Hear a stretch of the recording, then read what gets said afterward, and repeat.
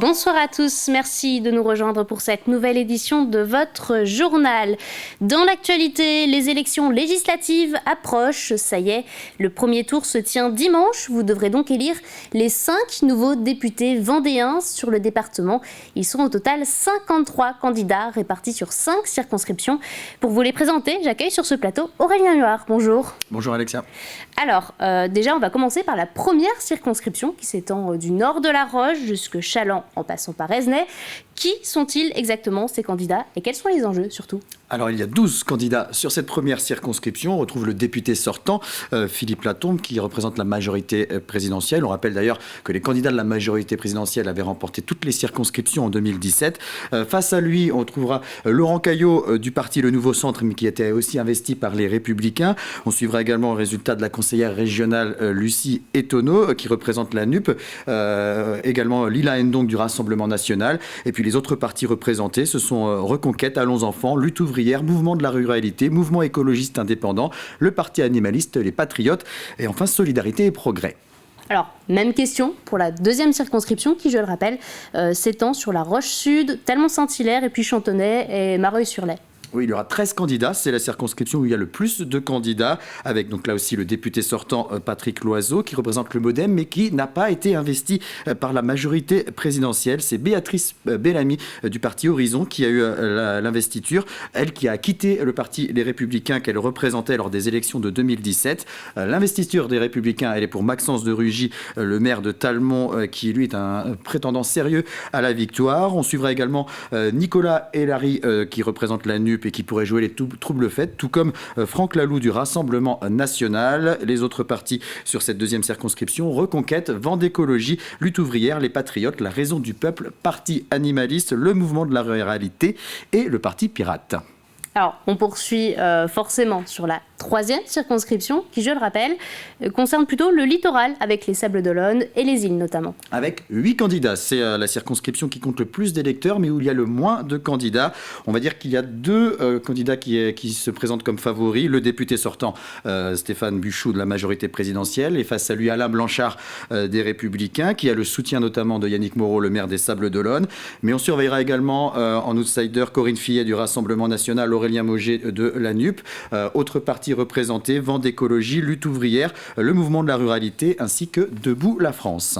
Et après la troisième circonscription, arrive la quatrième qui concerne le nord-est du département, les Herbiers, Mortagne-sur-Sèvre et Pouzauges. 10 candidats sur cette circonscription, avec là aussi la députée sortante Martine Le Guy-Ballois pour la majorité présidentielle. Face à elle, Véronique Besse, maire des Herbiers, candidate d'hiver droite qui a été députée de 2005 à 2017, mais qui ne s'était pas représentée lors des dernières élections. À noter qu'il y a également un autre candidat qui se présente sous l'étiquette majorité présidentielle, mais qui n'a pas été investi, c'est Denis Lebars. Autre candidat, Bruno d'Alcantara du Rassemblement national ou encore Céline Sauvêtre pour la NUP. Et il y aura également des candidats de Vendécologie, du Mouvement de la ruralité, de Debout la France, de la Raison du peuple et de Lutte ouvrière.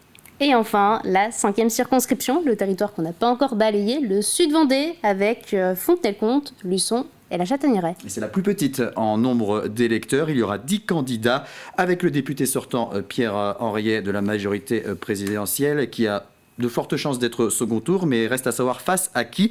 Il y aura Évelyne Thibault qui a été investie par les Républicains. À suivre également Isabelle Magnin du Rassemblement national.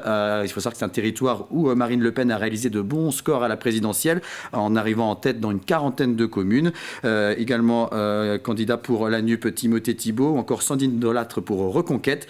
On trouvera également des candidats de Lutte ouvrière, du Parti animalisme, du Parti ouvrier indépendant, du Mouvement de la ruralité et de Debout la France.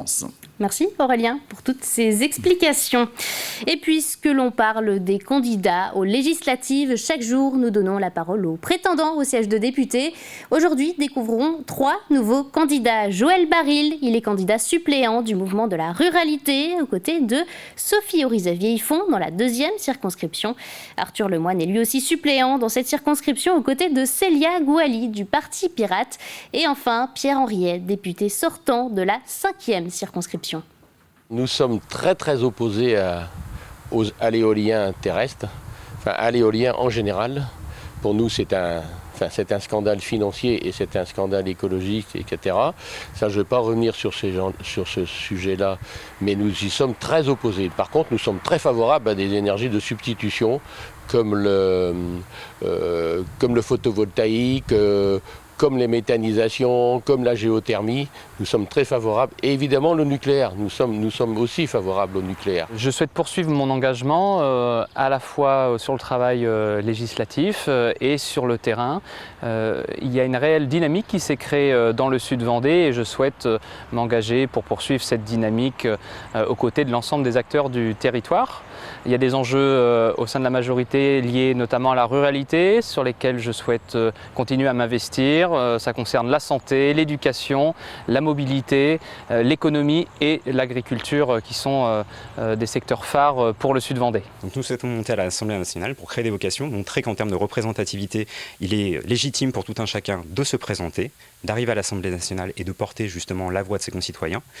Ensuite, nous voulons montrer que dans une terre qui est à la fois agricole et de patrimoine comme la Vendée, nous devons mettre en place des mesures qui soient raisonnables, applicables. Donc on souhaite par exemple mettre en avant l'agriculture de conservation des sols.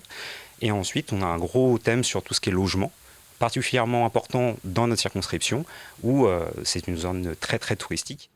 Une information de dernière minute, l'autoroute A83 est actuellement coupée à la circulation direction de Nantes après la sortie de Fontenay-Ouest. Un hélicoptère est actuellement sur place. Il prend en charge un blessé. D'après Vinci Autoroute, une voiture serait en travers des voies de circulation. Pour le moment, nous n'avons pas plus d'informations, mais nous y reviendrons évidemment un peu plus tard dans les prochaines éditions. L'actualité, c'est aussi l'inquiétude des pêcheurs sur l'île Dieu. Le bateau Maxiplon de la société Atlantique Scaphandre pourrait rester à quai définitivement. Le navire est chargé d'amener directement à la criée des Sables d'Olonne la pêche de l'île. Mais la ligne n'est plus rentable. La faute à la hausse du prix du gasoil et la baisse des quotas sur la sole. Si cette route maritime ferme, l'acheminement sera plus long et donc la qualité des denrées en pâtira. Ce navire transporte le poisson de l'île Dieu et aussi d'autres armements vendéens depuis 2016. Donc grâce à ce navire, les marins peuvent vendre à J+1 leurs poissons dans la criée des Sables d'Olonne. Nous avons changé de modèle économique en 2016 où la vente à la criée a été arrêtée pour différentes raisons. Mais aujourd'hui, nous sommes en 2022 et à cause de la baisse des tonnages du poisson pêché par les armements de l'île Dieu et aussi par l'augmentation de l'énergie et notamment du gasoil pour l'armement, cette entreprise privée qui rend une mission de service public est aujourd'hui un petit peu dans la difficulté. Des propos recueillis par nos confrères de Neptune FM. Et si vous tentiez le service civique, c'est en tout cas le moment de candidater.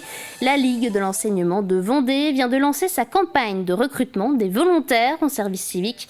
Adressée aux 16-25 ans, c'est une mission de 6 à 10 mois au sein d'une association, une mairie ou même une administration publique. Elle permet aux jeunes d'acquérir une première expérience professionnelle, mais pas seulement. Écoutez. Ça apporte souvent une confiance en soi, voilà, c'est l'occasion, souvent une première occasion de mettre en place un projet concret, de savoir de quoi on est capable. Donc c'est un moment plus d'acquisition, de confiance, de savoir-être, de compétences. Et nous, effectivement, on essaie toujours de susciter l'intérêt de l'engagement, de la citoyenneté, voilà, de dire c'est pas seulement une expérience professionnelle, mais c'est une expérience au service d'une association ou d'une mission d'intérêt général. En Vendée, près de 30 000 personnes en situation de handicap ont plus de 55 ans. Des adultes handicapés vieillissants qui ont aussi besoin d'être accompagnés. Alors à l'EHPAD Sainte-Agathe à Saint-Martin-des-Noyers, une nouvelle unité pour ces adultes vient d'ouvrir. Les 9 résidents partagent leur quotidien avec les autres membres de l'EHPAD. Un reportage signé Alix Lanos. Luciana arrive au petit déjeuner un peu après les autres. Bonjour Luciana. Bonjour. Ça va? Bonsoir. Vous avez bien dormi? Dans l'unité des Tuileries, il n'y a pas d'horaire. Les 9 résidents vivent à leur rythme. Chacun a sa chambre et ils partagent cette grande pièce de vie. Qui est-ce qui veut bien ranger le petit déjeuner? C'est moi. Allez, merci Patrick. Ancien travailleur en ESAT, Patrick profite aujourd'hui de sa retraite. Je suis bien ici, ça me plaît. et puis c'est bien, on se débrouille, et puis on a un crédit. Dans cette unité d'accueil non médicalisée pour adultes handicapés de 10 places, tout le monde met la main à la pâte.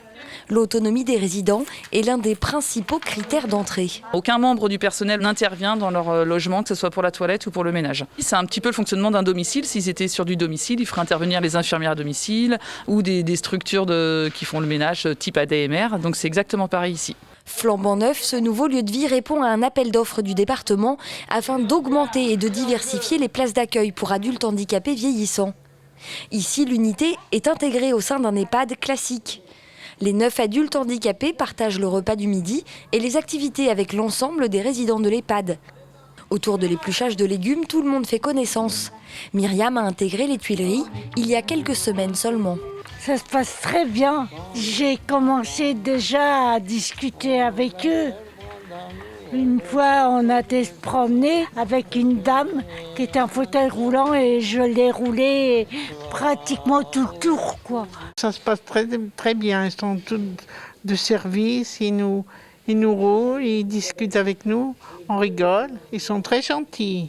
C'est génial. C'est que du coup c'était un beau challenge, enfin un gros pari en fait de voir comment ça allait s'entendre, comment ça allait matcher les uns avec les autres. Et puis finalement ici ils sont très dans l'entraide. Ils sont toujours en train de leur demander comment ça va. Ils sont très joyeux tout le temps. Donc ils donnent la pêche en fait aussi de l'autre côté. Patrick, je compte sur vous pour l'arroser tous les jours. Hein, d'accord ? Oui. Ou Jean-Michel. Hein. Pour inaugurer leur nouveau lieu de vie, les résidents ont planté un cerisier dans le futur jardin de l'unité. Un appel à candidature a été lancé par le département pour créer 72 nouvelles places d'accueil pour personnes handicapées de plus de 55 ans. C'est la fin de cette édition. Merci de l'avoir suivi. Belle soirée à tous.